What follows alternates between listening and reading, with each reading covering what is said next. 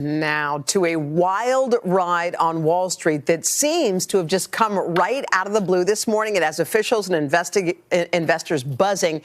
So here's how it goes. Shares of the video game retailer GameStop have suddenly become a white-hot must-own, skyrocketing over the last week or so. Okay, we had to get out our Wall Street journals and really get our big glasses out to try to understand this. And then we thought, no, let's just call NBC's senior business correspondent, Stephanie Rule. Steph, okay, look, we don't speak CNBC. We don't know the stock market. All we know is suddenly GameStop is this hot stock, and it's sort of pitting these individual investors, folks like you and me, against big hedge funds. What is this all about?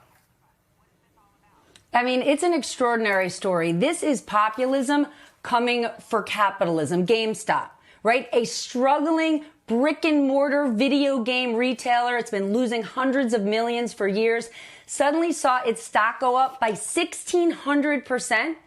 Well, what this has been is an army of individual investors, day traders, many of whom have never been investors before, but, you know, lots of people are in front of screens this year, get in the game in a huge way. They're not trading with big broker dealers. They're trading on mobile apps like Robinhood, and they communicate and congregate on social media platforms in chat rooms.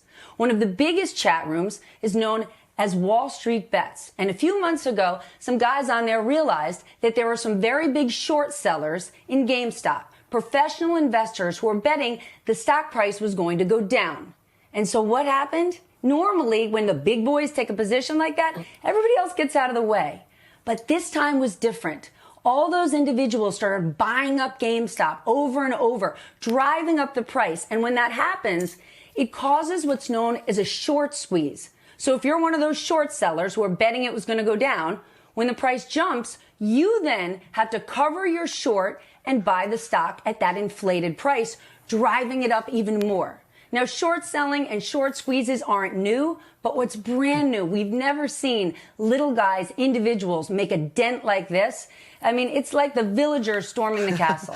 Boy, talk about a dent. I mean, front page of the Wall Street Journal, front page of the New York Post. So I guess the question is if a bunch of little guys can manipulate the market like that, what does that say for the market overall as a whole?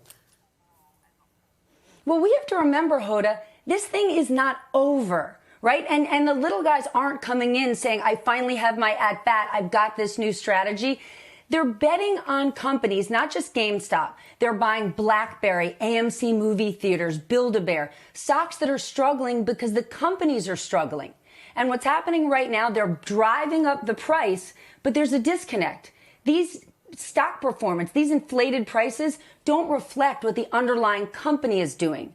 So to your point about fragility, people are worried that this could be a lot like the internet bubble. Remember in 1999, everybody was buying every stock with a .com at the end until they realized a lot of those companies weren't doing very well and that bubble burst.